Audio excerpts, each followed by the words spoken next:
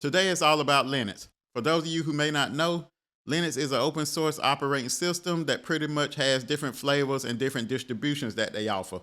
So some of the distributions they have is Ubuntu, Fedora, CentOS, and then you have Kali Linux, which is mainly geared towards security professionals and people in the cybersecurity field. So all of these are some form of a Linux distribution. So anytime I run into someone that works for a Fortune 500 company, pretty much they all say the same thing. They all say that anyone they interview, they already expect that person to know Linux. It's pretty much a given. It's an unwritten rule that you got to know some form of Linux. So at most of our companies or most of the jobs that we work at, if you're a regular employee and you're not in IT, a lot of times most of these companies is going to have a lot of Windows PCs just because Windows is probably more user friendly and that's what a lot of people is used to. But then on the IT side of things, at that same place of employment in their data centers, a lot of times most of their servers and everything is running off some form of Linux. So today we're going to look at why you might need to add Linux to your tool belt. So don't forget to click like, subscribe, and that notification bell.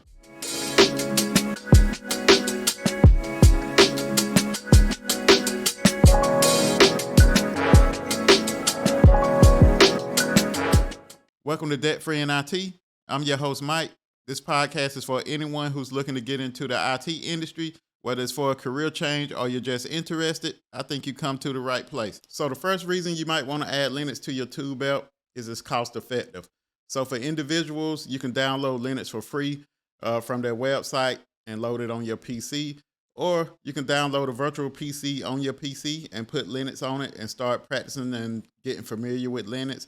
And then that may lead to you going for some Linux certifications to make yourself more marketable. But pretty much on the enterprise price of things, then Linux don't come with that high license cost. So for Linux, the licensing cost is pretty low. So a lot of enterprises may have, especially large enterprises, they may have Linux for their servers. So they may have their servers running off of a Linux OS. And pretty much what this does is, for one thing, Linux is probably one of the most secure and stable operating systems for on the server side of things. And then that licensing cost may not be that high. So if an enterprise is using mainly Linux and you're looking to get a job and you're proficient in Linux, or if you have some kind of Linux certifications, then I think that's only going to make you more marketable. So one of the first reasons I think you should add Linux to your tool belt is it's cost effective and it's easy to get experience with it. So the second reason I think you should add Linux to your tool belt is it's going to make you more versatile. So as growing up, most of us had Windows PCs. We're familiar with Windows PCs. But then when you start going out trying to get in the IT field, you want to set yourself apart. So most of us are already going to have those Windows skills. So not everybody knows Linux. So just knowing Linux is going to set you apart from whoever else is applying for that job. Because like I said, it stated earlier, Linux is used for a lot of servers, mobile phones, desktops. A lot of applications is built in Linux. So just knowing the Linux side of things is only going to make you more marketable and make you more versatile, just because that way they got someone that knows Linux and also is familiar with Windows, and you may be already familiar with Mac OS or with Apple, which a lot of enterprises may not have Apple as their main user PCs that the users are using, unless it's a small boutique shop, something like that. But most large ones, most of the time it's going to be a Windows, but then on the server side, you're going to have that Linux. So just knowing Linux is going to make you more versatile and also make you more marketable. And then when you're doing your job search, just go to Indeed and look up a couple of jobs and you'll see where a majority of them is asking for some kind of Linux experience, just because on the server side of things, that may be what that particular company may be using.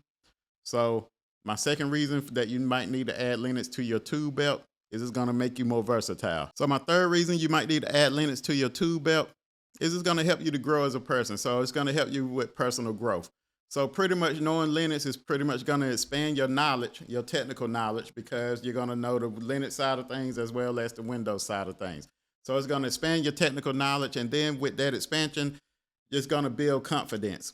So one thing starting out in the IT industry is a lot of times it's hard to build that confidence because you're coming in as a low level employee in the IT side of things.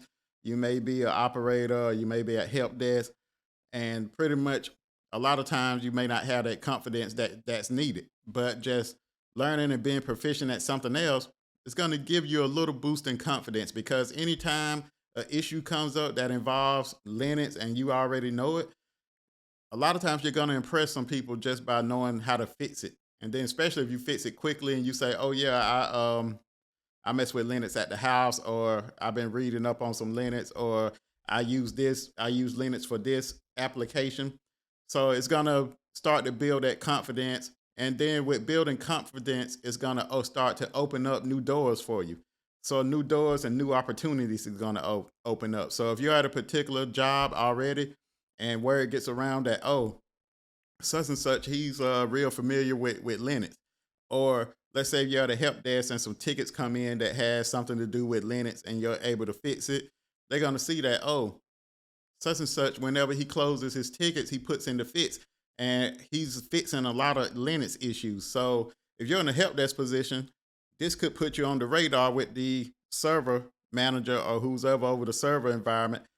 That could put you on their radar. That way they know that, okay, we may have a couple of Linux servers that we don't have too many people that's proficient in Linux. So you closing those tickets and help desk puts you on their radar, which could lead to a new opportunity with you moving up being a server administrator. So another reason to put Linux in your tool belt is personal growth. If you're finding value in this episode and you're listening via YouTube or your favorite podcasting app, please leave me a review or a comment. If you have a friend that needs to hear this, please share this episode with them.